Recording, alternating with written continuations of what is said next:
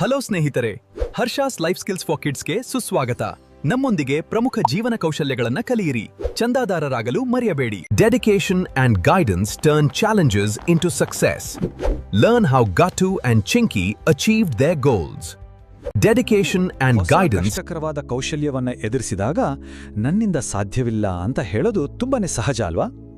ಆದ್ರೆ ಆ ಸಾಧ್ಯವಿಲ್ಲ ಅನ್ನೋದನ್ನ ಸಾಧ್ಯವಿದೆ ಅಂತ ಬದಲಾಯಿಸೋದು ಹೇಗೆ? ಬನ್ನಿ ಇವತ್ತು ಅದರ ಬಗ್ಗೆನೇ ನೋಡೋಣ. ಹೌದು, ಇದೇ ನಮ್ಮ ಇವತ್ತಿನ ವಿಶ್ಲೇಷಣೆಯ ಮುಖ್ಯ ಪ್ರಶ್ನೆ. ಒಂದು ಮಗು ತನ್ನೊಳಗಿನ ಭಯವನ್ನ ಮೀರಿ ನನ್ನಿಂದ ಆಗತ್ತೆ ಅಂತ ಧೈರ್ಯವಾಗಿ ಹೇಳಬೇಕಂದ್ರೆ ಅದಕ್ಕೆ ಬೇಕಾದ ಪ್ರೋತ್ಸಾಹ ಮತ್ತು ಸರಿಯಾದ ದಾರಿ ಯಾವುದು? ಬನ್ನಿ ಇದನ್ನು ನಾವು ಕೂಲಂಕುಷವಾಗಿ ನೋಡೋಣ. ಎಲ್ಲವೂ ಶುರುವಾಗೋದೇ ಒಂದು ಕನಸಿನಿಂದ ಅಲ್ವಾ? ಇಲ್ಲೇ ನೋಡಿ, ನಮ್ಮ ಗಟ್ಟು ಕನಸಲ್ಲೇನೋ ಹೀರೋ ಥರ ಸ್ಕೇಟಿಂಗ್ ಮಾಡಿಕೊಂಡು ಕಳ್ಳನನ್ನ ಬೆನ್ನಟ್ಟಿರುತ್ತಾನೆ. ಆದರೆ ಕಣ್ಣು ಬಿಟ್ಟು ನೋಡಿದ್ರೆ ಅವನಿರೋದು ಬೆಚ್ಚಗಿನ ಹಾಸಿಗೆ ಮೇಲೆ. ನೋಡಿ, ಈ ಕನಸು ಮತ್ತು ವಾಸ್ತವದ ನಡುವೆ ಇರೋ ಅಂತರ ಇದೆಯಲ್ಲ, ಅದೇ ಕಲಿಕೆಯ ಮೊದಲ ಮೆಟ್ಟಿಲು.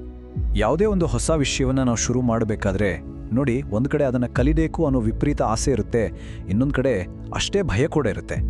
ಈ ಎರಡೂ ಭಾವನೆಗಳನ್ನು ಬ್ಯಾಲೆನ್ಸ್ ಮಾಡೋದೇ ಮೊದಲನೇ ಸವಾಲು. ಗಟ್ಟು ಮತ್ತು ಚಿಂಕಿಯ ಉದಾಹರಣೆ ತಗೊಂಡ್ರೆ ಇದು ಸ್ಪಷ್ಟವಾಗಿ ಅರ್ಥ ಆಗುತ್ತೆ. ಗಟ್ಟುವಿಗೆ ಸ್ಕೇಟಿಂಗ್ ಕಲಿಬೇಕು ಅಂತ ಹುಚ್ಚು ಹಿಡ್ದಿದೆ, ಆದರೆ ಅವನಮ್ಮನಿಗೆ ಅಯ್ಯೋ ಎಲ್ಲಿ ಬಿದ್ದು ಬಿಡ್ತಾನೋ, ಮೂಳೆ ಮುರ್ಕೊಂಡು ಬಿಡ್ತಾನೋ ಅನ್ನೋ ಭಯ. ಹಾಗೇನೆ ಚಿಂಕಿಗೆ ಡ್ರಾಯಿಂಗ್ ಅಂದರೆ ಪಂಚಪ್ರಾಣ, ಆದರೆ ತನಗೆ ಚೆನ್ನಾಗಿ ಬರೆಯೋಕೆ ಬರಲ್ಲ ಅನ್ನೋ ಬೇಸರ, ಟೆನ್ಷನ್.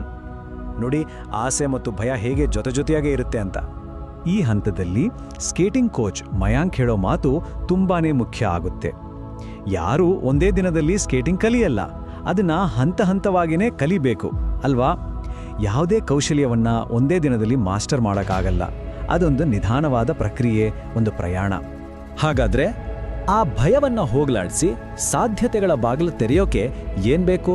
ಒಂದು ಸಣ್ಣ ಪ್ರೋತ್ಸಾಹದ ಮಾತು ಸಾಕು. ಸಪೋರ್ಟ್ ಸಿಕ್ಕಾಗ ಅದು ಹೇಗೆ ಒಂದು ಪವಾಡವನ್ನೇ ಮಾಡುತ್ತೆ ಅಂತ ನೋಡೋಣ ಬನ್ನಿ. ಇಲ್ಲಿ ಪೋಷಕರ ಪಾತ್ರ ಎಷ್ಟು ಮುಖ್ಯ ಅಂತ ನೋಡಿ. ಗಟ್ಟುವಿನ ತಂದೆ ಅವನಮ್ಮನ ಆತಂಕದ ನಡುವೆಯೂ ಅವನಿಗೆ ಸ್ಕೇಟಿಂಗ್ ಶೂಸ್ ತಂದುಕೊಡ್ತಾರೆ. ಇದೇ ಅವರಿಗೆ ಕಲಿಯೋಕೆ ಸರಿ ವಯಸ್ಸು, ಕಾನ್ಫಿಡೆನ್ಸ್ ಬರುತ್ತೆ ಅಂತಾರೆ. ಇನ್ನೊಂದು ಕಡೆ ಚಿಂಕಿ ಬೇಜಾರಾಗಿರೋದನ್ನು ನೋಡಿ ಅವಳ ತಾಯಿ ನಿನ್ನನ್ನು ಡ್ರಾಯಿಂಗ್ ಕ್ಲಾಸ್ಗೆ ಸೇರಿಸ್ತೀನಿ ಅಂತ ಭರವಸೆ ಕೊಡ್ತಾರೆ. ಈ ಸಣ್ಣ ಹೆಜ್ಜೆಗಳೇ ಮಕ್ಕಳಲ್ಲಿ ದೊಡ್ಡ ಬದಲಾವಣೆ ತರೋದು. ಒಂದು ಪ್ರೋತ್ಸಾಹ ಸಿಕ್ಕಿದ ತಕ್ಷಣ ಆಗೋ ಬದಲಾವಣೆ ಗಮನಿಸಿದ್ರ? ಡ್ರಾಯಿಂಗ್ ಅಂದ್ರೇನೆ ಟೆನ್ಷನ್ ಮಾಡ್ಕೋತಿದ್ದ ಚಿಂಕಿ ಕ್ಲಾಸ್ ವಿಷಯ ಕೇಳಿದ ಕೂಡಲೇ ಖುಷಿಯಿಂದ ಕುಣಿದಾಡಕ್ಕೆ ಶುರು ಮಾಡ್ತಾಳೆ. ಅಂದರೆ ಮಕ್ಕಳ ಮನಸ್ಥಿತಿ ಮೇಲೆ ಒಂದು ಬೆಂಬಲದ ಮಾತು ಎಷ್ಟು ಬೇಗ ಪರಿಣಾಮ ಬೀರಬಲ್ಲದು ನೋಡಿ. ಸರಿ, ಈಗ ಕಲಿಕೆಯ ಜರ್ನಿಯ ಪ್ರಾಕ್ಟಿಕಲ್ ಭಾಗಕ್ಕೆ ಬರೋಣ. ಎಷ್ಟೇ ಕಷ್ಟ ಇರೋ ಕೌಶಲ್ಯವನ್ನ ಕಲಿಯೋಕೆ ಒಂದು ಸೀಕ್ರೆಟ್ ಇದೆ. ಆ ವಿಧಾನದ ಹೆಸರೇ ಪ್ರಗತಿಪರ ತರಬೇತಿ ಅಥವಾ ಪ್ರೋಗ್ರೆಸಿವ್ ಟ್ರೈನಿಂಗ್. ಇದರ ಅರ್ಥ ತುಂಬ ಸರಳ.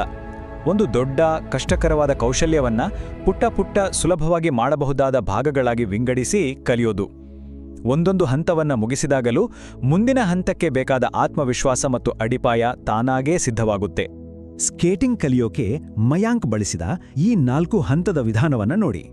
ಮೊದಲಿಗೆ ಛತ್ರಗಳನ್ನು 100% ಲಾಕ್ ಮಾಡಿ ಸುಮ್ಮನೆ ನಿಂತ್ಕೊಂಡು ಬ್ಯಾಲೆನ್ಸ್ ಮಾಡೋದನ್ನು ಅಭ್ಯಾಸ ಮಾಡಿಸೋದು. ಆಮೇಲೆ ವೀಲ್ಸನ್ನು 25% ಅನ್ಲಾಕ್ ಮಾಡಿ ಸ್ವಲ್ಪ ಚಲನೆಯೊಂದಿಗೆ ನಡೆಯೋಕೆ ಕಲಿಸೋದು. ಆನಂತರ 50% ಅನ್ಲಾಕ್ ಮಾಡಿ ಜಾರೋದನ್ನು ಎಂಜಾಯ್ ಮಾಡಕ್ಕೆ ಬಿಡೋದು. ಕೊನೆಗೆ 100% ಅನ್ಲಾಕ್ ಮಾಡಿ ಸ್ಪೀಡಾಗಿ ಹೋಗುವಾಗಲೂ ಬ್ಯಾಲೆನ್ಸ್ ಮಾಡೋದನ್ನು ಹೇಳ್ಕೊಡೋದು.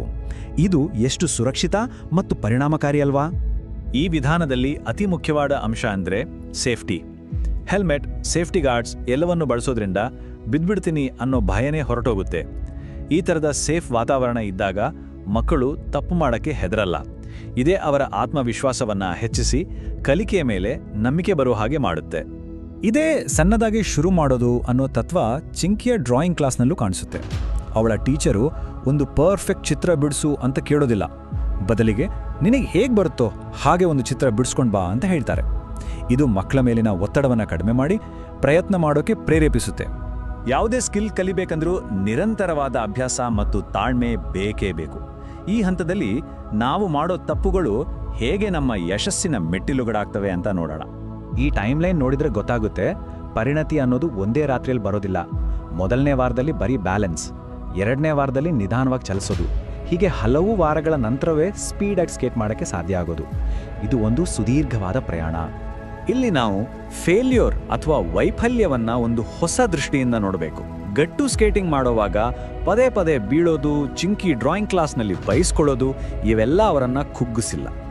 ಬದಲಿಗೆ ಇನ್ನಷ್ಟು ಗಟ್ಟಿಗೊಳಿಸಿದವು. ಯಾಕಂದ್ರೆ ಈ ಸುರಕ್ಷಿತ ತಪ್ಪುಗಳು ಕಲಿಕೆಯ ಪ್ರಕ್ರಿಯೆಯ ಒಂದು ಪ್ರಮುಖ ಭಾಗ.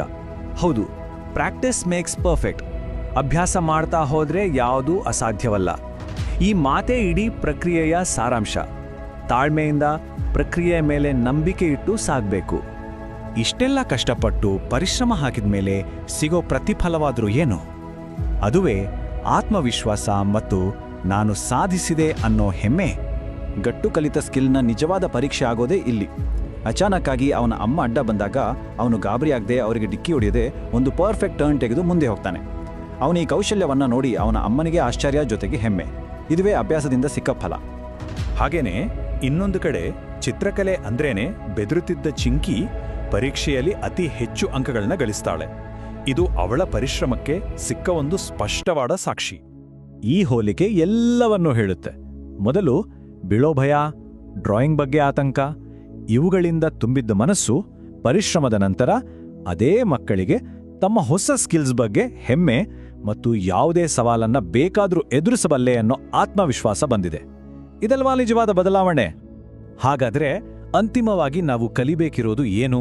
ನಿಜವಾದ ಬಹುಮಾನ ಅಂದ್ರೆ ಕೇವಲ ಸ್ಕೇಟಿಂಗ್ ಮಾಡೋದು ಅಥವಾ ಚಿತ್ರ ಬಿಡಿಸೋದಲ್ಲ. ಬದಲಿಗೆ ಆ ಇಡೀ ಪ್ರಕ್ರಿಯೆಯಲ್ಲಿ ಗಳಿಸಿದ ಆತ್ಮವಿಶ್ವಾಸ ಮತ್ತು ನನ್ನಿಂದಲೂ ಆಗತ್ತೆ ಅನ್ನೋ ನಂಬಿಕೆ. ಈ ನಂಬಿಕೆ ಇದೆಯಲ್ಲ, ಇದು ಜೀವನದ ಯಾವುದೇ ಸವಾಲನ್ನ ಎದುರಿಸೋಕೆ ಸಹಾಯ ಮಾಡುತ್ತೆ. ಈಗ ಒಂದು ಕ್ಷಣ ಯೋಚಿಸಿ ನೋಡಿ, ಈ ಪ್ರಗತಿಪರ ತರಬೇತಿ ಅನ್ನೋ ವಿಧಾನವನ್ನ ಬಳಸಿ ಜೀವನದಲ್ಲಿ ಕಲಿಯಲು ಕಾಯುತ್ತಿರುವ ಆ ಹೊಸ ಕೌಶಲ್ಯ ಯಾವುದು?